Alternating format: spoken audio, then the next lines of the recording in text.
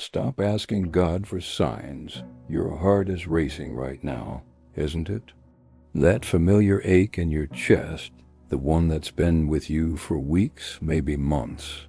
You're sitting here, phone in hand, earbuds in, and something inside you whispered, "Watch this." So you did. And now you can't look away. This isn't coincidence. This is divine appointment.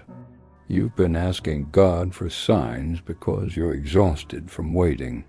Every morning you wake up praying, "God, just show me. One more confirmation. One more sign that I'm making the right choice." You check your phone hoping for that text message that will change everything. You scan your circumstances looking for that obvious miracle. You wait for that feeling of absolute certainty before you move. But here's what's really happening, and it's going to sting a little. You're not asking for signs because you can't hear God. You're asking because you're terrified of what He already told you. Deep in that quiet place you avoid at 3 a.m., you already know. You know exactly what needs to happen.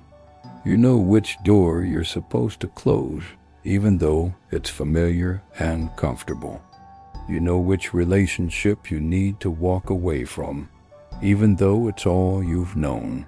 You know what addiction you need to surrender, what dream you need to chase, what person you need to forgive, what pain you need to release. You know, God already told you, but obedience feels like jumping off a cliff, and asking for signs feels like building a parachute. So you pray again, not really for guidance this time, but for relief from the weight of what you're carrying. You say you're seeking God's will, but what you're really seeking is permission to stay stuck a little longer. Another sign gives you another reason to delay. Another confirmation gives you another week to avoid the uncomfortable truth. Here's what nobody wants to say out loud. Constantly asking God for signs can quietly become spiritual disobedience dressed in religious language. God is not confused about your life. He's not pacing heaven, wondering what to tell you. He doesn't need more time to figure out your next step. When God speaks, He expects you to trust Him. When God gives direction, He expects you to move. Not when you feel ready. Not when it makes perfect sense. Not when everyone around you agrees. Now, you keep waiting for God to shout your name from the clouds, but He already whispered it in your spirit during that worship song last month. You keep waiting for something dramatic and undeniable, but He already moved in that conversation with your friend, in that sermon you couldn't shake, in that peace you felt when you finally surrendered in prayer at 2 a.m. And every single time you ignored that nudge, every time you talked yourself out of it, every time you rationalized it away, you grew a little more addicted to signs instead of rooted in faith. Look back at the last 6 months.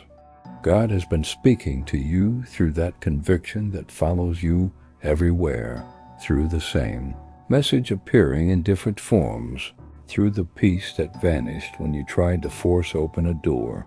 He closed through the opportunity that disappeared even though you begged for it to stay. Those weren't coincidences. Those were answers screaming at you.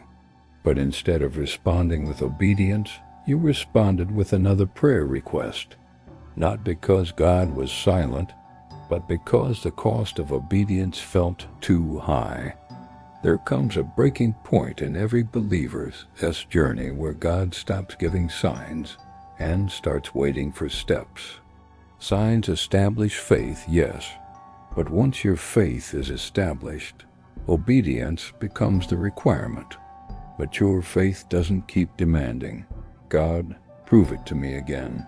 Mature faith declares, "God, I trust you even when my knees are shaking and I can't see 2 feet in front of me."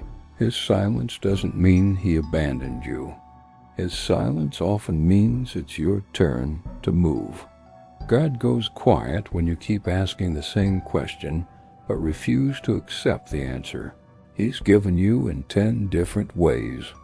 You think God is withholding direction, but He's actually protecting you from becoming dependent on feelings instead of faith. You want absolute certainty before you obey, but that's not how faith works. Obedience unlocks clarity, not the other way around. You step forward in trust, and the path illuminates as you walk. God will not keep confirming what He already confirmed just to make your fear feel more spiritual. At some point, asking for another sign stops being prayer and starts being a delay tactic you were using to avoid the very thing God called you to do. So change your prayer right now. Stop asking God, "Should I do this?" Start asking, "God, give me the courage to obey what you already told me." Stop praying for more confirmation. Start praying for boldness to act on the confirmation you already received. Because here's the truth that will set you free. Clarity without action changes absolutely nothing. Faith without movement is just comfort pretending to be spirituality. And God is not sitting in heaven waiting for you to feel ready. He's waiting for you to trust Him enough to take the first terrifying, beautiful step into obedience.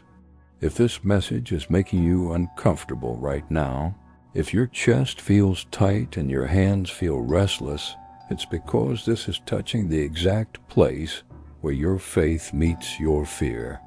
And that intersection is where transformation happens. You don't need another sign. You need a decision. You don't need more time. You need more trust. God isn't holding back your blessing to punish you. He's waiting for your obedience to unlock it. What you do in the next 5 minutes matters more than how you felt while reading these words. Don't scroll past this moment like it's just another motivational message. Don't ignore what just shifted inside your spirit. This is your sign. Let it be the last one you ask for and the first step you take toward the life God has been trying to give you. If this spoke to you, respond with action. Let your obedience be louder than your fear. If this message reached you at the exact moment you needed it, don't ignore that stirring in your spirit. This is not just a video, it's a call to action. Let today be the day you stop waiting and start trusting. Take one step of obedience, even if it feels small, even if it feels scary. If you're ready to move forward in faith, like this video as a declaration, subscribe to Faith Revealed for more messages that strengthen your walk with God, and comment, "I choose obedience," so you can look back and remember the moment you decided to trust God over fear. This wasn't random, and what you do next matters.